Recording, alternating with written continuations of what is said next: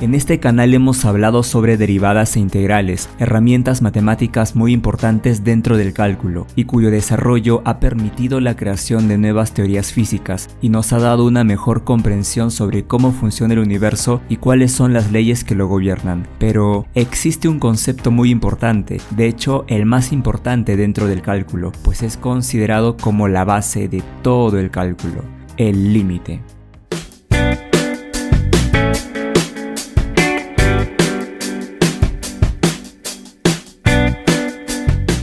El límite es una pieza fundamental en nuestro estudio del cálculo, debido a que muchos conceptos importantes se definen usando límites. La integral definida, por ejemplo, es el límite de la suma de Riemann, y la derivada es el límite del cociente incremental. Cuando analicemos la continuidad de una función, también utilizaremos límites, por lo que comprender realmente qué es un límite es algo muy importante en nuestro estudio del cálculo. Pero antes de hablar en más detalle, analicemos algunas situaciones para tener una idea intuitiva acerca de lo que es un límite. Piensa en la siguiente idea: puedes acercarte demasiado a algo sin dejar nunca de acercarte y aún así nunca llegar. Sí, lo sé, suena bastante raro, pero imagina la siguiente situación. Estás a una distancia de 8 metros de una pared y por alguna extraña razón se te ocurre hacer lo siguiente: avanzar hacia la pared, pero recorriendo siempre la mitad de la distancia. Es decir, al inicio te encuentras a unos 8 metros de la pared. Por lo tanto, en un primer recorrido avanzarás la mitad de esta distancia y estarás solamente a 4 metros de la pared. Y luego recorres nuevamente la mitad del camino y estarás solamente a 2 metros de la pared. Y recorres otra vez la mitad del camino, por lo que ahora solo estás a 1 metro de la pared. Y recorres la mitad, por lo que estarás a medio metro de la pared. Luego a 1/4 de metro, luego a 1/8 de metro, y si te has dado cuenta, podrás seguir recorriendo siempre la mitad del camino de manera indefinida, acercándote más y más a la pared. Pero, ¿en qué situación llegarías a tocar la pared? Pues cuando realices una cantidad infinita de pasos, es decir, en el límite del infinito llegamos a tocar la pared. Y ahora analicemos otra situación tan interesante como la anterior. Supongamos que tenemos un cuadrado, cuyo lado es de 1 unidad, por lo que el área de este cuadrado es igual a 1 unidad al cuadrado. Muy bien, ahora vamos a dividir este cuadrado por la mitad, por lo que el área de cada una de las piezas será 1/2 unidades al cuadrado. Ahora dividamos esta parte sombreada en la mitad, por lo que cada pieza tendrá ahora un área de 1/4 unidades al cuadrado.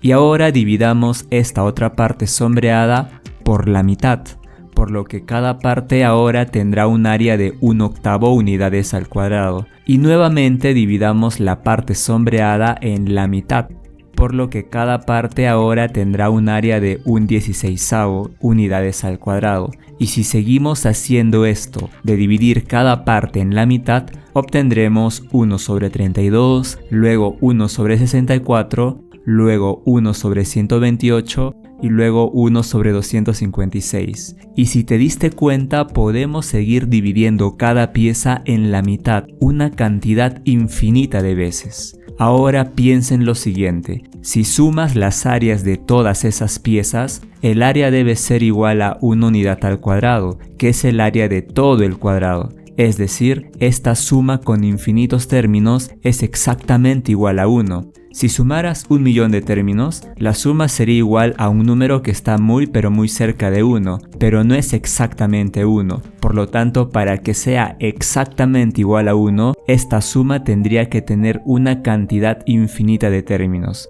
Podemos representar esta suma de la siguiente manera: 1 entre 2 elevado a 1, más 1 entre 2 elevado al cuadrado, más 1 entre 2 elevado al cubo, más 1 entre 2 elevado a 4, más 1 entre 2 elevado a 5, más puntos suspensivos, y así sucesivamente. Utilizando el símbolo de la sumatoria para representarlo de manera más compacta, podremos escribirlo de la siguiente manera: sumatoria del término 1 entre 2 elevado a n desde n igual a 1 hasta infinito es exactamente igual a 1. Y sí, esto es un muy buen ejemplo de cómo una suma de infinitos términos puede dar como resultado un resultado finito que es igual a 1 en el límite del infinito. Lo primero que debemos entender es el concepto de límite y para qué se utiliza. Y para ello veamos un ejemplo con la función f de x es igual a x al cuadrado, cuya gráfica podemos ver aquí. Supongamos que estamos interesados en analizar cómo se comporta esta función a medida que vamos tomando valores más y más cercanos a 2. Sabemos que cuando x vale 2, la función lo eleva al cuadrado, es decir, 2 al cuadrado y nos devuelve el valor de 4. Pero no nos interesa saber qué sucede cuando x es igual a 2, sino más bien qué sucede cuando x toma valores muy pero muy cercanos a 2. Y para ello empecemos haciendo lo siguiente. Empecemos haciendo que x sea igual a 1. Reemplazando en la función obtenemos que f de 1 es igual a 1 elevado al cuadrado, que nos da simplemente 1. Ahora veamos qué sucede con la función cuando vamos acercándonos hacia el valor de 2. Y como vemos en la animación, mientras nos vamos acercando hacia el valor de x es igual a 2, la función se va acercando hacia el valor de 4. Ahora, para representar esta idea utilizaremos este nuevo concepto matemático llamado límite y que vamos a representar mediante el símbolo lim.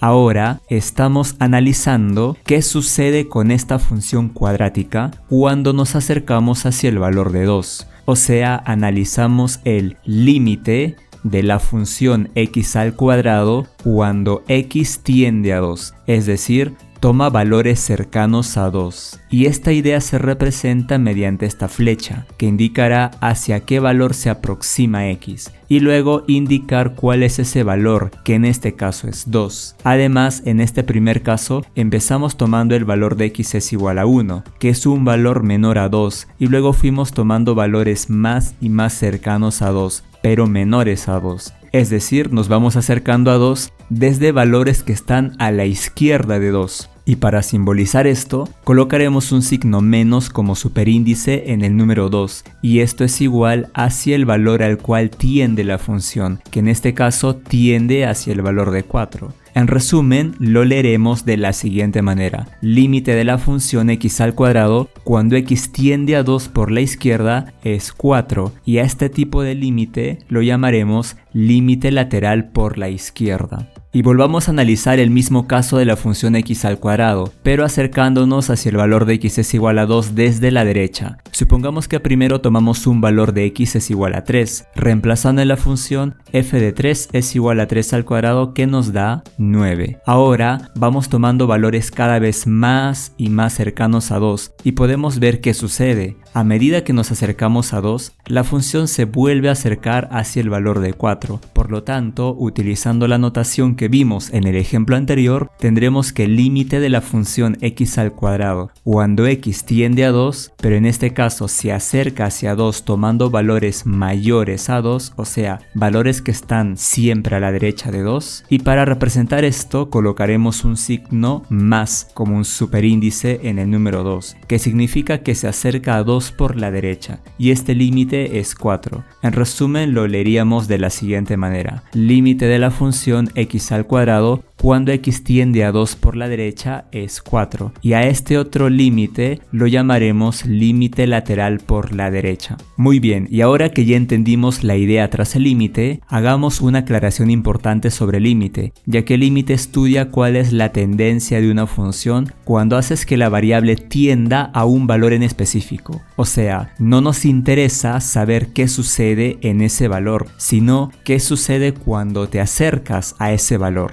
Por ejemplo, aquí tenemos la función x al cuadrado, otra vez, pero la función no está definida cuando x es igual a 2, y esto se representa en la gráfica con un vacío en ese punto. Ahora, si tomamos valores cercanos a 2, como haciendo que x sea igual a 3 o que sea igual a 1, y nos vamos acercando hacia 2, podemos ver que en ambos casos la función se acerca hacia el valor de 4. Es decir, los dos límites laterales, tanto por izquierda y por derecha, tienden hacia el mismo valor, por lo que podemos representar esto de la siguiente manera. Límite de la función x al cuadrado cuando x tiende a 2 es 4. Y en el caso anterior ambos límites laterales coincidían, pero no siempre nos encontraremos en esta situación. Veamos por ejemplo este caso. Aquí tenemos la gráfica de esta función f de x. Veamos cómo se comporta esta función a medida que nos acercamos hacia el valor de 2. Notemos también que esta función no está definida en x igual a 2, pero no importa, ya que el límite analiza qué sucede cuando te acercas hacia el valor de 2. Muy bien, empecemos acercándonos desde la izquierda, es decir, el límite de esta función f de x cuando x tiende a 2 por la izquierda. Podemos ver cómo este límite tiende hacia el valor de 1.5. Ahora veamos qué sucede cuando nos acercamos a 2 pero por la derecha, es decir, tomamos el límite de la función f de x cuando x tiende a 2 por la derecha, y como podemos observar, este límite tiende a 0.5. Como podemos ver en este caso, el límite lateral por izquierda no es el mismo que el límite lateral por derecha, por lo que nos podemos preguntar si en este caso existe el límite de la función cuando x tiende a 2. Así que para responder esta pregunta, veamos en qué casos podemos afirmar que un límite existe y en qué casos no. Supongamos que tenemos una función f de x, cuya gráfica se muestra aquí, y analizaremos qué sucede con esta función cuando nos acercamos hacia el valor de a. Podemos notar también que la función no está definida en x es igual a a, y como dijimos anteriormente, no es necesario que la función esté definida en ese valor, ya que el límite es un análisis de tendencia hacia un valor en específico. En este caso, de manera muy general, veremos cuál es la tendencia cuando x se aproxima hacia el valor de a. Primero empecemos viendo qué pasa cuando nos acercamos por la izquierda, y como vemos en la animación, a medida que nos acercamos hacia el valor de a, la función tiende a acercarse hacia el valor de l. Simbólicamente, límite de la función f de x cuando x tiende a por la izquierda es l. Ahora, veamos qué pasa cuando nos acercamos por la derecha. Y como vemos en la animación, la función tiende a acercarse nuevamente hacia el valor de l.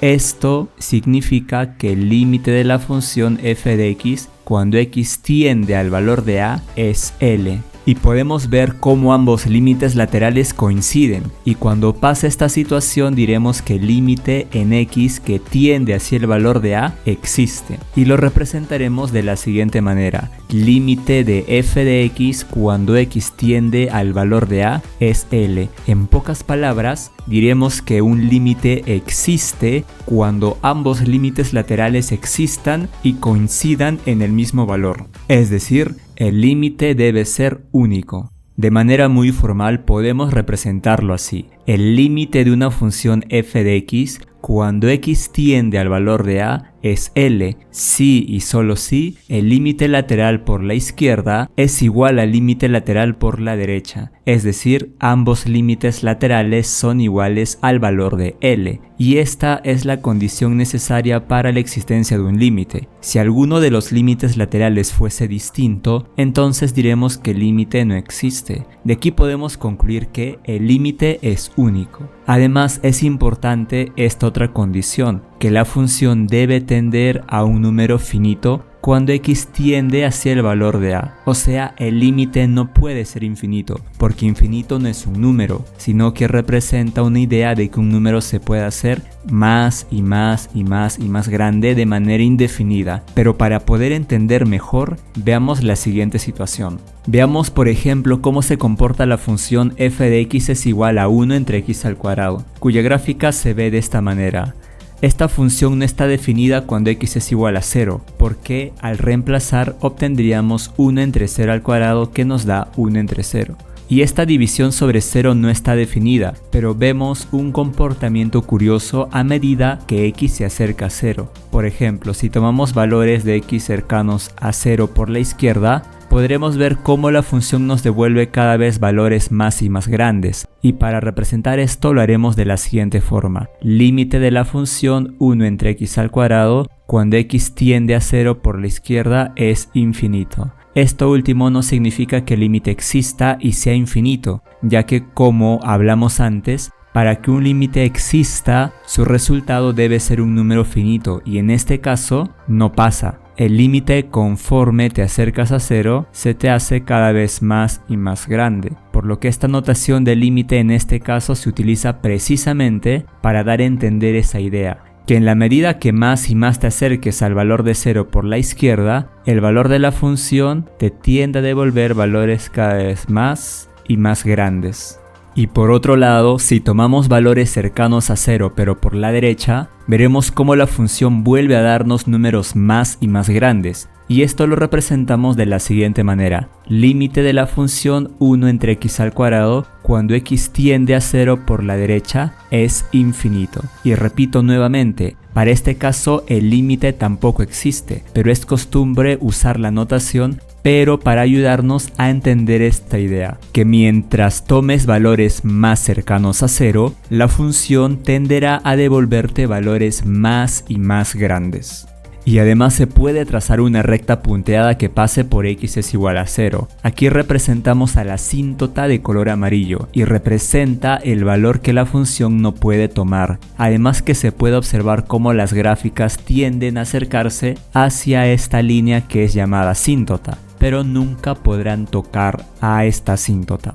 Y aquí tenemos otro caso de límite que no existe. En este caso tenemos a la función f de x es igual a 1 entre x menos 2, que no está definida cuando x es igual a 2. Por lo tanto, no podremos hacer x es igual a 2, pero sí tomar valores muy pero muy cercanos a 2. Entonces veamos qué sucede. Si nos acercamos a 2 por la derecha, podemos ver cómo la función tiende a devolver valores cada vez más y más grandes. Y esta idea se representa así. Límite de la función 1 entre x menos 2 cuando x tiende a 2 por la derecha es infinito. Y repito, esto es un abuso de la notación, puesto que el límite no existe, y más bien debemos interpretarlo de esta manera. Cuando en la función 1 entre x menos 2 tomas valores cercanos a 2 por la derecha, o sea mayores a 2, la función te devuelve valores más y más grandes. Y por otro lado, si tomas valores cercanos a 2 pero por la izquierda, la función tenderá a devolverte cada vez valores más y más negativos. Y esto se representa de esta manera.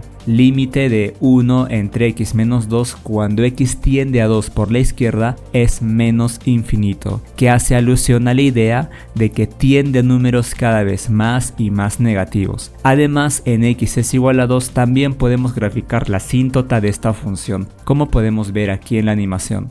Y ahora vamos a recordar algunos conceptos previos que nos permitirá poder entender mejor la definición formal del límite. Aquí tenemos una recta numérica. Supongamos que queremos hallar la distancia de este segmento, que observando fácilmente podemos decir que mide 3 unidades. Pero, ¿cómo hicimos este cálculo? Pues lo podemos realizar de la siguiente manera. Ya que estamos en la recta numérica, podemos utilizar las coordenadas de los extremos, es decir, el valor de 4 y el valor de 1, y realizar una simple resta, o sea 4 menos 1, que nos da 3. Y como podemos ver, esto coincide con la distancia del segmento, pero en matemática, para ser más estricto al tomar distancias usando coordenadas, se hace esta resta pero se toma el valor absoluto o el módulo, ya que esta operación te garantizará que el resultado sea siempre positivo, de manera que corresponda a la distancia, por lo que algo más correcto sería decir que la distancia es el valor absoluto de 4 menos 1, que es valor absoluto de 3, que como ya es positivo seguirá siendo 3.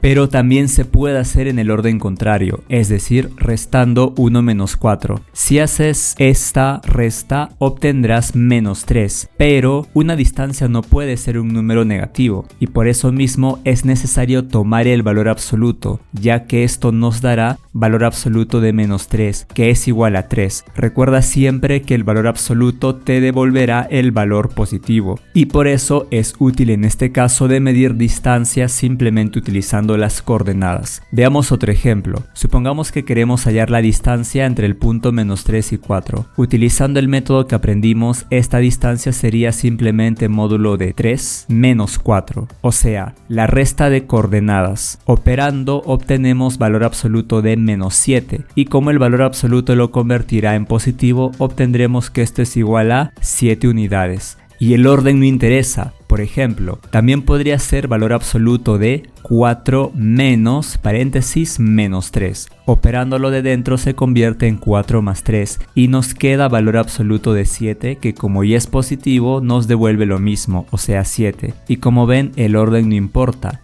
El valor absoluto de la diferencia de coordenadas nos dará la distancia entre esos dos puntos. Ahora quiero que veamos esta idea de manera más general. Supongamos que queremos hallar la distancia entre estos dos puntos cuyas coordenadas son A y X. Y para este caso la distancia simplemente será igual a valor absoluto de X menos A. O también podría ser valor absoluto de A menos X. Teniendo en cuenta estos conceptos, estamos listos para poder entender qué hay detrás de la famosa definición del límite. Así que empecemos. Y probablemente este sea uno de los momentos más importantes en este canal, porque vamos a entender qué hay detrás de la famosa definición formal del límite. Y para ello tomemos a una función f de x cuya gráfica podemos ver aquí. En este caso, cuando evaluamos la función en el punto A, obtenemos el valor de L, pero no nos interesa qué es lo que pasa con la función cuando x es igual al valor de A, sino más bien qué sucede con la función cuando x tiende al valor de A. Sabemos que si le damos valores a x que sean cercanos al valor de A, la función nos retornará valores de f de x que estén cercanos al valor de L. Y estos valores de salida de la función son distintos de L. Sin embargo, podemos ver esta pequeña variación o alejamiento del valor de L como si fuese un pequeño error. Ahora, vamos a establecer alguna condición para limitar este error en nuestro acercamiento al valor de L. Y para ello estableceremos una cota para este error. Podríamos suponer que esta cota, por ejemplo, sea de 0.5. Por lo tanto, el valor superior extremo sería igual a L más 0.5 y el extremo inferior sería igual a L menos 0.5. Es importante notar que esta cota siempre se presenta de manera simétrica. De manera general podemos representar esta cota del error mediante la letra griega epsilon. De esta forma el extremo superior será L más epsilon y el extremo inferior será L menos epsilon. Ahora que hemos establecido esta cota para el error, podemos ver que las salidas de la función están limitadas dentro de este intervalo. Supongamos que para un cierto valor de x obtenemos el correspondiente f de x. Como vemos en la gráfica, este valor de f de x está alejado una pequeña distancia del valor de L. Esta pequeña diferencia sería el error en nuestro acercamiento al valor de L. Y este error se calcula como la distancia que existe entre el valor de salida de la función f de x y el valor de L. Es decir, valor absoluto de f de x menos L. Y por otro lado, la cota del error que impusimos es igual a epsilon. La condición que se debe cumplir aquí es que el error en nuestro acercamiento al valor de L debe ser menor que la cota del error. O sea, valor absoluto de f de x menos L es menor que epsilon. Y este error en el acercamiento debe ser mayor o igual a 0, ya que este valor absoluto representa una distancia entre dos puntos, por lo que siempre es mayor o igual a 0. Ahora, debido a que hemos impuesto una cota para el error, estas cotas para el error están directamente relacionadas con unos valores de abscisas o valores de entrada de la función, y que como vemos en la gráfica, no siempre son simétricos. Habrá algunos casos en los que sí sean simétricos, pero para esta gráfica en especial no lo son. Por lo tanto, tenemos dos valores extremos de abscisas que están directamente relacionadas con las cotas de error que hemos impuesto. Lo que haremos ahora es declarar un intervalo que esté centrado en x es igual a, que sea simétrico y que nos garantice que sus valores de salida estén dentro de nuestra cota de error. Y para tener garantía de ello, elegiremos el intervalo más pequeño, y esta distancia la llamaremos delta. Podemos ver que la distancia entre el valor de x que usamos en nuestra aproximación y el valor de a es igual a valor absoluto de x menos a. Y esta distancia a su vez tiene que ser menor que delta. Además, esta distancia debe ser estrictamente mayor que 0, debido a que el valor de x tiende al valor de a, o sea, se acerca mucho hacia el valor de a, pero nunca será igual al valor de a. Ahora, lo que nosotros buscamos es que el límite de la función f de x cuando x tiende al valor de a sea L. La pregunta es, ¿cómo hacemos para que el valor de la función f de x se acerque al valor de L? Y la clave para garantizar esto está en restringir el valor de epsilon. o sea, hacer que el valor de epsilon sea más pequeño cada vez, ya que al hacer más pequeño el valor de epsilon, los valores de salida de la función están cada vez más restringidos, y por lo tanto cada vez se acercarán más y más hacia el valor de L. Y si restringimos aún más el valor de epsilon, los valores de salida de la función irán tomando valores más y más cercanos a L. Por lo tanto, tenemos que hacer cada vez más y más pequeños el valor de epsilon, de tal forma que la función se acerque más y más al valor de L. Por lo tanto, para garantizar que las salidas de la función se acerquen más y más al valor de L, esto debe cumplir para todo valor de epsilon mayor que 0 y tan pequeño como quieras. Y a su vez, que se cumple esta condición para todo valor positivo de epsilon, implica que existe un valor de delta también mayor que 0. Por lo tanto, para garantizar que el límite de la función f de x cuando x tiende al valor de a sea L, se deben cumplir estas dos condiciones, para todo valor de epsilon positivo tan pequeño como se desee. En pocas palabras, la definición formal de límite te garantiza que puedes acercarte hacia un valor específico y que la función tiende a acercarse a un valor de L. Y ahora podemos declarar en un solo enunciado la definición formal de límite de la siguiente manera. Dado una función f de x que está definida en un intervalo abierto que contiene al valor de a, tomando en cuenta que no es una condición necesaria que la función esté definida en el punto a, ya que nos interesa analizar qué sucede cuando nos acercamos hacia ese valor. Entonces diremos que el límite de la función f de x cuando x tiende al valor de a es L, si para toda cota de error positiva o para todo epsilon positivo sucede que la distancia entre los valores de salida de la función y el valor de L es menor que la cota de error o epsilon. Al cumplirse esta condición debe existir un delta positivo de forma que la distancia entre los valores de x y el valor de a sea menor a ese valor de delta y también mayor a 0. Y en 1905 Albert Einstein publicó la teoría especial de la relatividad. Sin duda alguna, una teoría que cambiaría la forma en la que entendíamos al universo hasta ese momento. Las distancias se acortan, el tiempo pasa más despacio, la energía se transforma en materia y la materia en energía. Los cuerpos se adquieren más al moverse por el espacio y nada puede moverse más rápido que la velocidad de la luz en el vacío. Y aquí tenemos la expresión para la fuerza en la relatividad especial. F es igual a gamma multiplicado por la masa por la aceleración. Y este factor gamma aparece en muchas de las ecuaciones de la relatividad y es conocido como el factor de Lorentz, que se define de la siguiente manera. Gamma es igual a 1 entre la raíz cuadrada de 1 menos v cuadrado entre c cuadrado, donde c representa la velocidad de la luz y v la velocidad con la que se mueve un cuerpo.